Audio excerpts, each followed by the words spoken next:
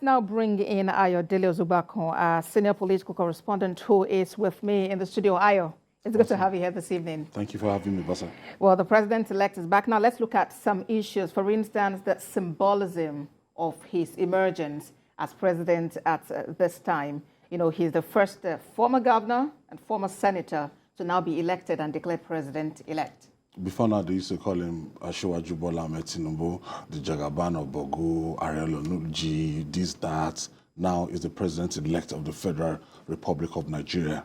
So the former governor of Lagos State, a former senator, yes, but the reality now that in less than 30 days is going to be sworn in as the 16th president of the Federal Republic of Nigeria, and that comes with enormous responsibility. And the Bola Tinubu you used to know before is no longer the Bola Tinubu you know now, because I've seen power changing hand. I saw in 2015 when Muhammadu Buhari was a candidate, I escorted him to his polling unit to actually cast his votes. I knew immediately he won that election. I witnessed the change of guards. I witnessed the change of status. I witnessed how everything transformed from the liberal, free-talking Muhammadu Buhari to the very powerful ambience around Muhammadu Buhari. So what you're going to see with Bola Tinubu now is that change of protocol, change of security, change of everything around him is going to witness change. And as a matter of fact, he's not obliged to actually operate from the defense house, but as a matter of protocol, he might have to move in days ahead to the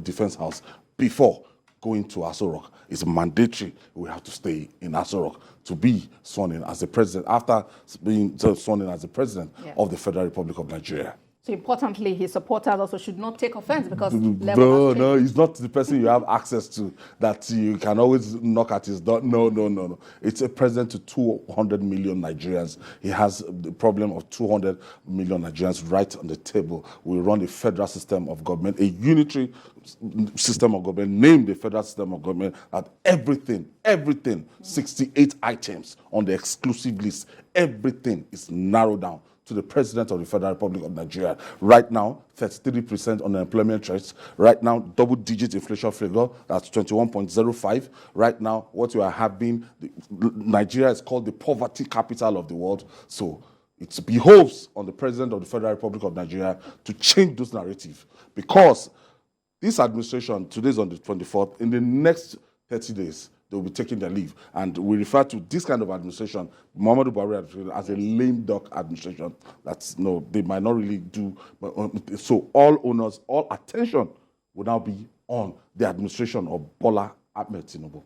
And working for the actualization of that inauguration is the transition committee, which has now been set up. Yes, we expected, you know, when after attending 5,000 conferences, town hall meetings, and rallies combined, you needed that rest. We had to go, you know, and during that rest, a lot of people speculated. Some said it's dead, some said it's crippled, some said it cannot work. But the Bola Tinubu I saw today, the Bola Tinubu you saw today, and everything. You know, Nigerians, because of that election, you know, the fallout of the election actually divided the country, and we just, the first thing we must do is how to unite the country, to bring everything together, to bring everybody together. And he's not just a president of the 8-point-something million people that voted for him on the All Progressive Congress tickets. He's the president of 200 million Nigerians. So what people will expect him to do is to work so hard to bring back this country together, the cohesion, national cohesion, and unity, so that we can have the necessary development. If you are not united, meaningful development can take place. And he seems fixated on that because it's something he keeps repeating. And even when he was asked questions about what he plans to do in the administration, he mentions that, oh no, you don't work alone, you don't govern alone. You need to consult with people so that they take decisions that would be for the benefits of the over 200 million Nigerians. Our system of government, our presidential system of government is, you know, gives so much power to the president. It's just being modest, you know, by saying he must consult with his party, talking about the upcoming election of the National Assembly, that they have to choose their leadership. You must work with his political party to actually get a direction for, you know, how to zone the position, the Senate President, the Speaker of the House of Representatives, the Deputy Speaker, the Deputy Senate President, all principal officers of the National Assembly must be zoned and the party must work it out. And moving forward, we don't expect the administration of Bola Tinubu to stay 6 months before naming his minister. You know, that was one of the biggest mistakes that was made by the administration of Muhammadu Buhari. He waited before he could choose his minister, to choose his cabinet. It took him 6 months. Nigerians want Bola Tinubu to hit the ground running. That's head or tail. 1 month after inauguration, the administration will have a direction. Indeed, and the people are really looking forward to that. Now, let's talk about some of the things that happened while he was away, some of the events. Talk about the supplementary election, which held, and of course, his charge to supporters to be calm and peaceful and to, you know, just expect the best. He seems to be a man of peace. It was, the election was quite rancorous, and if you look at it, the sequence of the election, the presidential and National Assembly election took place on the 25th of February. So it took another 3 weeks after the extension of the governorship and the House of Assembly election, and it took another 3 weeks again for all supplementary elections across the country to be concluded. So these are the people he's going to work with. He's going to work with, he has emerged as the president, he's going to work with the members of the National Assembly, that's House of Representatives 360, 109 members of the House of the Senate. He's going to work with members of all the 36 state houses of assembly across the country, and that's why he had to congratulate them and to tell them to brace up for the task ahead, that they have to work and they have to work for Nigerians. And as a matter of leadership, when you look at the sequence, the president is the biggest deal. And so he had to congratulate every other elected public officials, and it needs the synergy to work together so that they can move the country forward. Indeed, while he was away, he didn't lose touch with home. The congratulatory messages were coming in. Yes. We're talking about national issues. And of course, people could see that he was ready to take over and to work. Yes, because it's a very difficult position. It's a very difficult task. And he will take some policies, he will take some decisions that will make him quite unpopular initially. The president must hit the ground running, must take a decision on the almighty fuel subsidy. Yes, in the budget, this administration had said that in the middle of this year, that the fuel subsidy will be removed. And if the removal of subsidy, it might just lead to you buying a liter of fuel for 700 naira, 800 naira per liter. Will Bola Tinubu live with that unpopularity at the first month of his administration? Will he have to do something? Will he continue with the subsidy? He said so during the campaign that he's going to remove the subsidy. How he's going to do the palliative and some other things, and some other difficult decisions will be left to Bola Tinubu days ahead of this administration. I don't envy him as an incoming president. He has a stable field up, and we have to just pray for him and just wish him well. And of course, there's also the matter at the tribunal about the election outcome and all of that. Regardless of what is in the tribunal is expected, you're expected to file your petition within first 21 days. And after filing your petition, the tribunal of the Court of Appeal will sit for 180 days before it becomes statute bad. After 180 days, it will proceed to the Supreme Court with 2 months. That's 60 days. So give or take, Bola Tinubu is going to be sworn in May 29. Tribunal or no tribunal, is going to be sworn in May 29.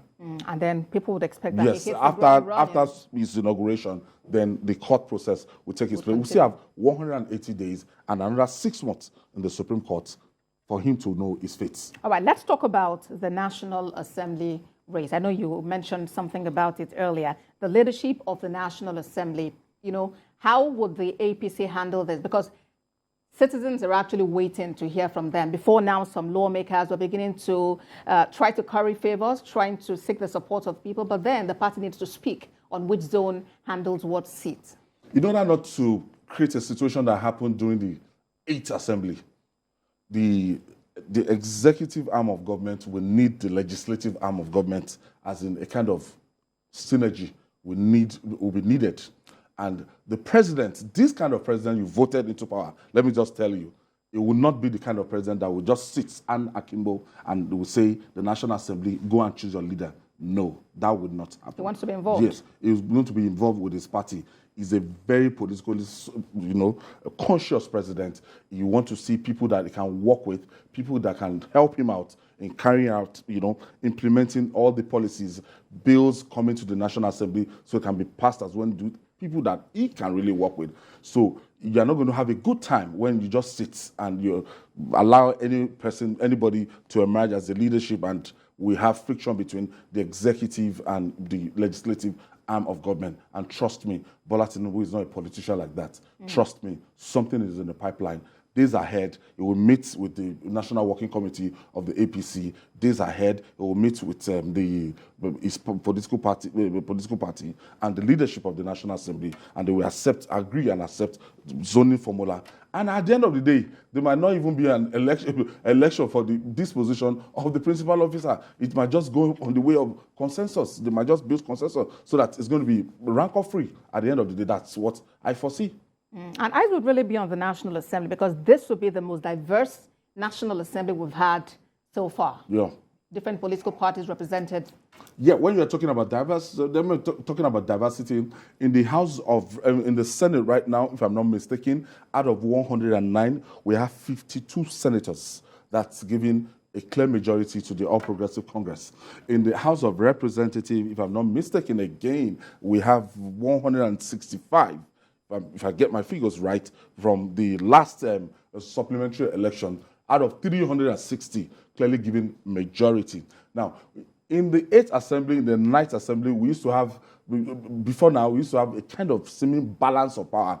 But that balance of power, the only political party close to it is the People's Democratic Party, with the number of senators. And when you look at the statistics, I just wish the producer can just give us the number of senators we have from the Labour Party and other fringe parties. We have from the Social Democratic Party 2 senators from Nasarawa State, I think 33 from the Labour Party, and we have senators from all the 3 senatorial districts from Kano State, from NNPP. And we also have a Senator, Ifeanyi Ubah, from the Young Democratic, YPP, Young People's Party in Anambra State. So that is the picture of the diversity of the National Assembly. But it is not all 18 political parties that participated in the 2023 general election that will be having clear representative in the National Assembly.